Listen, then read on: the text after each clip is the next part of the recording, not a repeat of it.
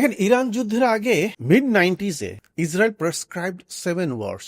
ইসরায়েলের প্রেসক্রিপশন আমেরিকার কাছে একটা প্রেসক্রিপশন দিয়েছিল 7টা যুদ্ধের জন্য, এর মধ্যে 6টা যুদ্ধ হয়ে গেছে। The 7th war is remaining, that is Iran. মানে ওই 7টা যে প্রেসক্রিপশন দিয়েছিল যুদ্ধের, তার ভিতরে একটা ছিল ইরান। এছাড়া বাকিগুলোর সাথে যুদ্ধ হয়ে গেছে। লেবানন হয়েছে, ইরাক হয়েছে, সুদান হয়েছে, সোমালিয়া হয়েছে, সিরিয়া হয়েছে। ইরান হচ্ছে লাস্ট রেজিস্ট্যান্স টু ইসরায়েল। এই বাকি যেগুলো হয়ে গেছে, যেগুলো সবগুলো কিন্তু মোটামুটি ইসরায়েলের রেজিস্ট্যান্সে ছিল, this are resist against Israel. So only one is remaining Iraq. Iraq যুদ্ধের আগে যে স্টোরিজ গুলো তৈরি করা হয়েছিল সেটা হচ্ছে যে ইরাকের কাছে ওয়েপন অফ মাস ডিস্ট্রাকশন আছে, এবং টনি ব্লেয়ার তো বললোই যে ইরানের কাছে যে ওয়েপন আছে, ইরাকের 45 মিনিট সময় লাগবে এটাকে ডিপ্লয় করার জন্য।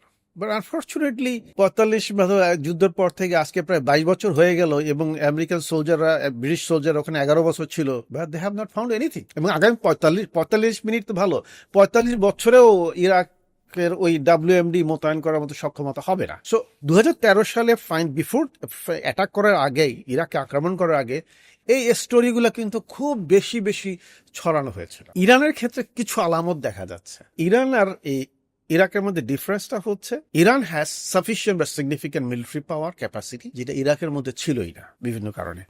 ইরানকে নিয়ে যে কনসার্নটা হচ্ছে যে নিউক্লিয়ার ওয়েপন, তাদের নিউক্লিয়ার প্রোগ্রামটা, এটাই হচ্ছে মূল কনসার্ন। যেটা 2015 সালে সিকিউরিটি কাউন্সিলে যে 5 জন স্থায়ী মেম্বার প্লাস জার্মানি সবাই মিলে একটা নিউক্লিয়ার ডিল করলো, যেটা JCPOA বলে। ইরান সেটা সাইন করলো, ইরান ওয়াজ কমপ্লাইং, যেটা বিভিন্ন মিডিয়াতে তখন এসছে। আন্তর্জাতিক আণবিক শক্তি কমিশনের নজরদারিতেও ছিল। কিন্তু ওই JCPOA যখন সাইন হওয়ার পরেও, এটা তো ওবামা অ্যাডমিনিস্ট্রেশনের সময় হলো, Benjamin Netanyahu was opposed to this deal. Actually he is not in favour of any deal, he is in favour of attacking Iranian nuclear site. মানে ইরানের যে নিউক্লিয়ার সাইট গুলো আছে সেখানে সরাসরি মিলিটারি অ্যাকশনের পক্ষে সে। ওবামা অ্যাডমিনিস্ট্রেশন যখন এটা সাইনটা করলো, তখন সে এই নেতানিয়াহু কংগ্রেসে ভিজিট করলো, রিপাবলিকান ছিল মেজরিটি, তাদের আহ্বানে ওখানে ভিজিট করলো, অ্যাড্রেস দেম, এবং ওবামার সরকারকে নেতানিয়াহু তীব্র ভাষায় সমালোচনাও করছে। ওই সময় আমেরিকাতে ভিজিট হয়েছে, আমেরিকার সরকারের বিরুদ্ধে সরকারকে সে তীব্র ভাষায় সমালোচনা, and he was not in favor, still not. 2018 সালে যখন ট্রাম্প ক্ষমতায় আসলো, ক্ষমতায় এসে ইউনিলেটারালি একতরফা ভাবে সে JCPOA থেকে বের হয়ে চলে আসলো। এবং এটার থেকে বের হওয়ার আগেও কিন্তু সে এই চুক্তি যেটা হয়েছিল, নিউক্লিয়ার ডিল যেটা হয়েছিল, এটা অনেক সমালোচনা করেছে। সমালোচনা করে he gave N address to the nation, উনি কেন বের হয়ে আসতে যাচ্ছেন। Finally he came out, which Netanyahu wanted, এই ডিল থেকে বের হয়ে আসার জন্য, and he was favoring military action. এইবার সেকেন্ড টার্মে ক্ষমতা আসার পরে এখন আবার উনি interested to go back to the deal. এর সাথে কি অ্যাড করছেন, সেটা হচ্ছে যে ম্যাক্সিমাম প্রেশার ট্যাকটিক।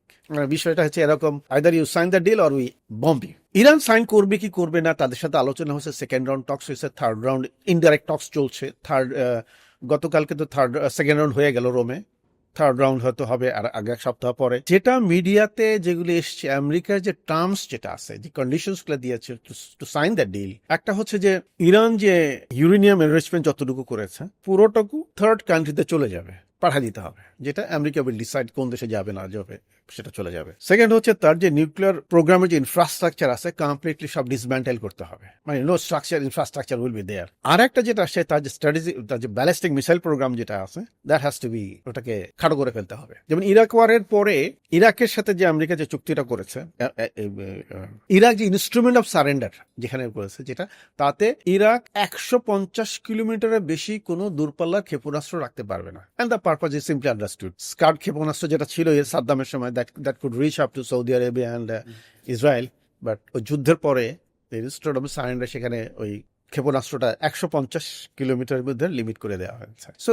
যে কন্ডিশন আমেরিকা ইরানকে দিয়েছে, ইরান এই কন্ডিশনগুলো মানবে কিনা, দ্যাটস এ বিগ কোশ্চেন। এখন পর্যন্ত তাদের বক্তব্য হচ্ছে uranium enrichment programme is non negotiable, এটা আলোচনার যোগ্য না, এটা বাদ দিয়ে বাকি আলোচনা হতে পারে, এরকম একটা তাদের বক্তব্য হচ্ছে।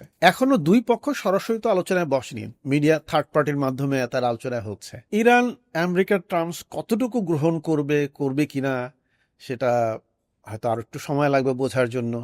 দুই পক্ষই চিন্তা করবে, তার লাভ লোকসানের হিসাবটা চিন্তা করবে। ইউরোপের একজন রাজনৈতিক আর একটা জিনিস বলি, যে আমেরিকা অ্যাটাক করবে কিনা, America has the capacity to attack Iran. কোনো সন্দেহ নেই আমেরিকা সে সক্ষমতা আছে, মিলিটারি, ফাইন্যান্সিয়াল সবকিছুই আছে। বাট কোশ্চেন হচ্ছে আমেরিকার অ্যালাই যারা আছে মিডল ইস্টে, সৌদি আরবিয়ান, গালফ কান্ট্রিজ যেগুলো আছে, এদের একটা সম্মতি কি দিবে তারা? কারণটা হচ্ছে যদি আমেরিকা অ্যাটাক করে, আমেরিকাও তার মিত্রদের দিকটাও তো চিন্তা করতে হবে।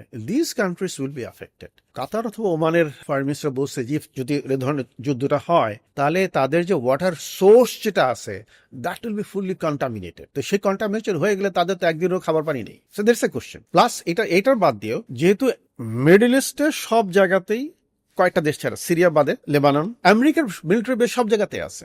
সো যদি ইনকেস যুদ্ধ হয়ে বেঁধে যায়, হোপফুলি নট, তাহলে এই দেশগুলোও কিন্তু আক্রমণের শিকার হবে, দিস উইল বি অ্যাফেক্টেড। তো সবকিছু মিলে এখনো ঠিকঠাক হবে কি, যুদ্ধ কি হবে না হবে আরো একটু সময় লেগে বুঝতে হবে। ইউরোপের একজন খুবই সিনিয়র জিও পলিটিক্স অ্যানালিস্ট একটা কথা বলছে, কথাটা আমার কাছে খুবই ইন্টারেস্টিং মনে হয়েছে। উনি বলছে ইরানের যদি, মানে প্রশ্নটা ছিল এরকম যে ইরানের সাথে আমেরিকার যুদ্ধ হবে কিনা, সেটার উত্তর উনি বলতেছে যে ইরানের যদি নিউক্লিয়ার বোম থাকে তাহলে যুদ্ধটা হবে না, আর ইরানের যদি নিউক্লিয়ার বোমটা না থাকে বা নিউক্লিয়ার বোমের খুব কাছে সে না থাকে তাহলে ডেফিনেটলি তারপর যুদ্ধ হবে, যেভাবে ইরাকের সাথে যুদ্ধ হয়েছিল। দ্যাট ইজ ওয়াই ইরান জানে যে আমি যদি আমার বোমা বানানোর ক্যাপাবিলিটি যদি আমি কোনো কারণে সারেন্ডার করি, তারপরের কয়েক বছরের মধ্যে এসে ইরাকে যে উসিলা দিয়ে যুদ্ধ করছিল সেই একই উসিলা দিয়ে যুদ্ধ করবে। সো ইটস লাইক ইরানের ব্যাপারটা এরকম যে আমার যদি বোম থাকে ওই বোমের জন্য আমাকে হয়তো ছেড়ে দিবে। ভেরি ইন্টারেস্টিং পয়েন্ট আপনি তুলছেন। আমি রিসেন্টলি একটা আর্টিকেল লিখেছি যেটা পত্রিকায় এসছে, will Iran be bombed or have the bomb. Nuclear power balance যেটা আমরা বলি, নিউক্লিয়ার প্যারিটির বিষয় যেটা বলি, সেটা হচ্ছে ইভেন নাম্বার হচ্ছে নিউক্লিয়ার পাওয়ার ব্যালেন্স এনশিওর করে। ইভেন নাম্বার হচ্ছে জোর সংখ্যা। মিডল ইস্ট একটা রিজিয়নকে যদি আমরা ধরি, এখানে ইসরায়েলের নিউক্লিয়ার ওয়েপন আছে, দ্যাটস ফর শিওর, আর কোনো দেশের নাই। সো এই বেজোর সংখ্যার যে নিউক্লিয়ার ইনভেন্টরি যেটা আছে, এটা হচ্ছে নিউক্লিয়ার পাওয়ার ইমব্যালেন্স তৈরি করছে। জোর সংখ্যা হলে, এটা বলা হয়, এটা আমার নট মাই থিওরি, ঠিক যেমন ইন্ডিয়ার পাকিস্তান, হ্যাঁ যেমন ইন্ডিয়া পাকিস্তান, জোর সংখ্যা হলে একটা পাওয়ার ব্যালেন্স হয়।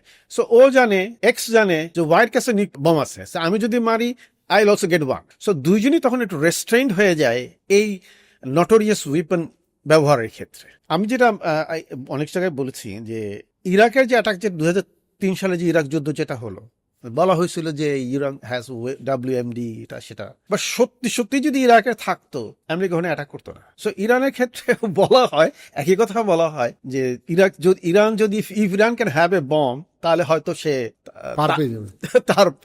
তার উপরে হয়তো আক্রমণটা আসবে না।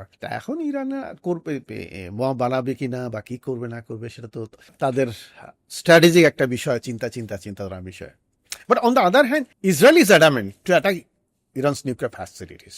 বাট একটা পর্যায়ে চলে গেলে তখন ওই একটা করা সম্ভব। দুইটা পয়েন্ট আপনি যদি কাইন্ডলি বলেন। একটা হচ্ছে যে ইরান হিস্টোরিক্যালি, পার্সিয়ানরা are very different from let's say Iraq or Libya. They have a great history of war and warriors. যে জিওগ্রাফি বা তাদের যে লোকেশনও is not an easy place to মানে go into a war and defeat them. And on top of that, তাদের military capacity বেশি, যদিও তাদের ইকোনমির অবস্থা খুবই খারাপ, বা তাদের মিলিটারি ক্যাপাসিটি ইরাকের অথবা লিবিয়ার মিলিটারি ক্যাপাসিটি থেকে সম্ভবত বেশি। আমেরিকার যে ইকোনমিক কন্ডিশন, কনসিডারিং চায়না এবং রাশিয়া, সেইটা আমেরিকা ইকোনমিক্যালি কি ওই স্ট্রেংথ আছে কিনা, দ্যাটস আ পয়েন্ট, যেটা তাদের আজকে থেকে 25 বছর আগে ছিল বা 30 বছর আগে ছিল। অন টপ অফ দ্যাট, ইরানের সাথে রাশিয়ার একটা হিস্টোরিক্যাল সম্পর্ক আছে, যে সম্পর্কটা ইরাকের সাথে রাশিয়ার এতটা স্ট্রং ছিল বাট ইরানের মতো স্ট্রং ছিল না। সো এই কনসিডারেশনে কি এই যুদ্ধটা নাও হইতে পারে কিনা, আপনার কি মনে হয়? বা হইলে কি সেটা আমেরিকার জন্য খুব বড় একটা ইকোনমিক এবং মিলিটারি প্রেশার হবে কিনা? না, সিচুয়েশন বা সম্পর্ক তো এটা তো পরিবর্তনশীল, তো এটা তো স্থায়ী কিছু না। আমেরিকা এখনো কিন্তু ওয়ার্ল্ডের নাম্বার 1 ইকোনমিক পাওয়ার। সো ওটা নিয়ে কিন্তু সমস্যা নেই। ইরানিয়ানদের ক্ষেত্রে সমস্যা যেটা বিষয় আমার যেটা দৃষ্টি আকর্ষণ করছে, সেটা হচ্ছে they are under international sanction last 45 years. But আমার কাছে আশ্চর্য লাগে, এই 45 ইয়ার্সের স্যাংশনের মধ্যে থেকে তারা যে মিলিটারি ক্যাপাসিটি যেটা ডেভেলপ করছে, এটা সত্যিকার একটা আশ্চর্যের বিষয়। বিকজ এই নিউক্লিয়ার টেকনোলজি নেয়া, missile technology, ballistic missile technology, drone technology, তারা অনেক হাইটেক মিলিটারি ইকুইপমেন্টে চলে গেছে। It is very interesting. তাদের রেজিলিয়েন্সটা আছে, তারা ইকোনমিক্যালি অনেক দুর্বল হয়ে পিপল আর স্যাক্রিফাইসিং তাদের কমফোর্ট আর সবকিছুই বলেন, বাট তারা যখন সার্ভাইবিলিটি কোশ্চেন চলে আসে তখন এই স্যাক্রিফাইসটা মনে হয় মানুষ অ্যাকসেপ্ট করে নেয়। তো ইরানের ক্ষেত্রে সেটাই হয়েছে, কারণ 2015 সালে তারা তো অ্যাকসেপ্টেড যে will not go for nuclear programme and সবকিছু তারা ওপেন করে দিয়েছে। তারা তাদের নিউক্লিয়ার প্রোগ্রামের কিছু কিছু অংশ ডিসমেন্টেলও করেছিল, বাট ফাইনালি চলে যাও। এখন ইরানের সংশয় যেটা হচ্ছে, আচ্ছা এখন এবারও যদি আমরা সব অ্যাগ্রি করে যাই, 2 দিন পরে আবার একটা উসিলা দেওয়া বললো, ইরাকের মতো ঘটনার ক্ষেত্রে উসিলা দেওয়া বললো যে না ওদের কাছে এটা রয়ে গেছে, ওটা হাইড করছে, সো স্যাংশনটা আবার দেওয়া হোক, তখন তাদের হাতে আর কিছু নেই, কোন ট্রাম্প কার্ড নেই। সে ইরানের মধ্যে ওই ভয়টা কাজ করছে, ইভেন দ্য ফিয়ার যে সবকিছু আমরা ছেড়ে দিলাম, তারপর যে আমাদের উপর অ্যাটাক করে ইরাকের মতো অবস্থায় যে দিতেই পারে।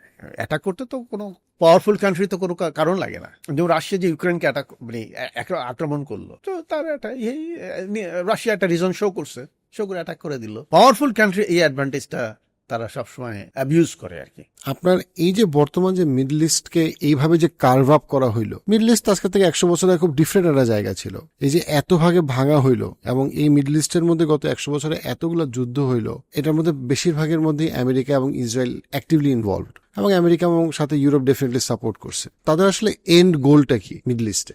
Middle east actually started changing after 1948। 1948 সালে যখন ইসরায়েল রাষ্ট্র প্রতিষ্ঠিত হলো, ফ্রান্স এবং ব্রিটেনের sponsorship and to some extent UN তো অফকোর্স রিকগনাইজড ইট, ইউএন এর স্পন্সরশিপ ছিল। এরপর থেকে কিন্তু জিনিসটা চেঞ্জ হতে শুরু করলো। Middle east geopolitics or the middle east politics আরো বেশি জটিল আকার ধারণ করা শুরু করলো, ওখান থেকে শুরু হলো।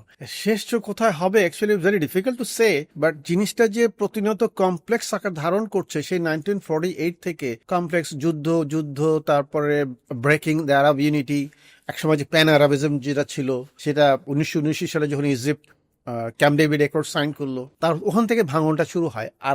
আরবদের মধ্যে যে ইউনিটি যেটা ছিল, একতা যেটা ছিল, সেটা ভাঙা শুরু হলো। এরপরে আসলো ইরান ইরাক ওয়ার, ওইটা আরব ইউনিটিকে আরো ডিভাইড করে দিল, আরো ভেঙে দিল। এরপর আসলো ইরাক যে কুয়েত অ্যাটাক করলো, সেখান থেকে কোয়ালিশন ফোর্স আসলো, কুয়েতের ইন্ডিপেন্ডেন্স স্যালভেজ করলো সাদ্দামের অকুপেশন থেকে। তারপরে আবার আসলো ইরাক ওয়ার, আরব স্প্রিং যেটা আসলো 2011 সালে। প্রতিটা ক্ষেত্রে, প্রতিটা ঘটনা প্রেক্ষিতে কিন্তু আরব দেশগুলোর যে পলিটিক্স যেটা আছে, অ্যালাইনমেন্ট যেগুলো, সবগুলো চেঞ্জ হয়ে তাদের মধ্যে ডিসইউনিটিটা বেড়ে গেছে। এন্ড কোথায় হবে এটা বলা মুশকিল, বাট যেটা হতে পারে সেটা হচ্ছে যে আরবস উইল রিমেইন ডিভাইডেড। সেখানে তাদের আগের যে একটা ভয়েস ছিল, সেটা স্ট্রং ভয়েস তাদের থাকবে না। আমার ধারণা যেটা ওখানে ইউনাইটেড স্টেটস এবং ইসরায়েলের যে ডমিনেন্স যেটা আছে ইভেন ওভার দ্য আরবস, এটা হয়তো আরো প্রকট আকার ধারণ করতে পারে।